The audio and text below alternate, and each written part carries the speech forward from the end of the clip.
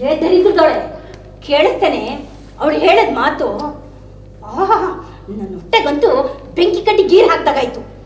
ಏನೋ ಅವಳು ಮಗ ಕಿಸ್ತಿರೋ BAಗೆ ಏನು ಎಂಗೇಜ್ಮೆಂಟ್ಗೆ ಕಾರ್ ಕೊಡ್ತಿದಾರಂತೆ. ಇನ್ನು BE ಮಾಡಿರೋ ನನ್ನ ಮಗನ್ಗೆ ಎಂತ ದರಿದ್ರ ಬೀಗರು ಸಿಕ್ಕರು ನೋಡು.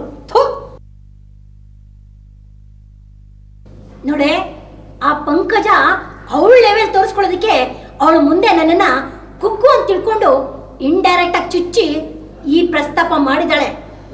ನಾನು ಈ ಸೇಡನ್ನ ನೈವಾಗೇ ತೀರ್ಸ್ಕೋಬೇಕು. ಅದೇ ಗೊತ್ತೇನೆ. ಸರಿಯಾಗಿ ಕಿವಿ ಕೊಟ್ಟು ಕೇಳಿಸ್ಕೊಳೆ.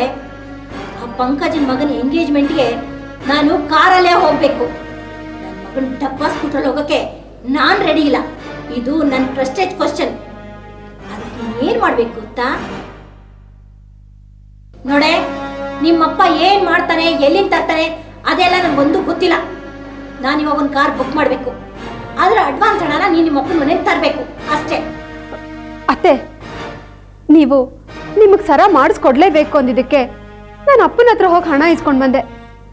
ಆ 25,000 ಹೊಂಚೋದಕ್ಕೆ ಅವ್ರು ಎಷ್ಟು ಒದ್ದಾಡ್ಬಿಟ್ರು. ಅಂಥದ್ರಲ್ಲಿ ನಾನೀಗ ಮತ್ತೆ ಹೋಗಿ. ಮಂಗಳ, ನಿನ್ನ ಸ್ವಾರ್ಥದ ಆಸೆಗೆ ಅವಳಿಗೆ ಯಾಕೆ ತೊಂದರೆ ಕೊಡ್ತೀಯಾ? ಈಗಾಗಲೇ ಅವ್ರ ತೋರ್ ಮನೆಯವರು ಅವ್ರ ಶಕ್ತಿ ಮೀರಿ ಕೊಟ್ಟಿದ್ದಾರೆ. ಕಂಡೋರ್ ಮನೆ ಹೆಣ್ಮಕ್ಳನ್ನ ತಂದು ಅವ್ರಿಗೆ ಹಿಂಸೆ ಕೊಟ್ಟರೆ ಖಂಡಿತ ನಮ್ಗೆ ಒಳ್ಳೇದಾಗಲ್ಲ ಕಣೆ. ಜ್ಯೋತಿ ತಂದಿದ್ದು ಸಾಲದು ಅಂತ ಇನ್ನೂ ಕೇಳ್ತಿದ್ಯಾ? ನಮ್ಮ ಮದುವೆಯಲ್ಲಿ ನಿನ್ ತೋರ್ ಮನೆಯಿಂದ ನೀನು ಏನೇ ತಂದಿದ್ದೆ? ರೀ, ಸುಮ್ಮನೆ ಬಾಯಿ ಮುಚ್ಕೊಂಡು ಕುತ್ಕೊಳ್ರಿ. ಮಧ್ಯದಲ್ಲಿ ಯಾಕ್ರಿ ಬಾಯಿ ಹಾಕ್ತೀರಾ ನೀವು? ನೋಡೆ, ನೀನ್ ಯಾವ ಪುರಾಣ ನನಗೆ ಬೇಕಾಗಿಲ್ಲ. ಈ ಮನೇಲಿ ನೀನ್ ಬಾಳ್ಬೇಕು ಅಂತಿದ್ರೆ ನೀನ್ ತವ್ರ ಮನೆಗೆ ಹೋಗಿ ದುಡ್ಡು ತರಲೇಬೇಕು. ಇಲ್ದೆ ಹೋದ್ರೆ ಈ ಸರ್ವ ಮಗನ ಇನ್ನೊಂದು ಮುಖ ನೀನ್ ನೋಡ್ಬೇಕಾಗುತ್ತೆ. ಹಾ,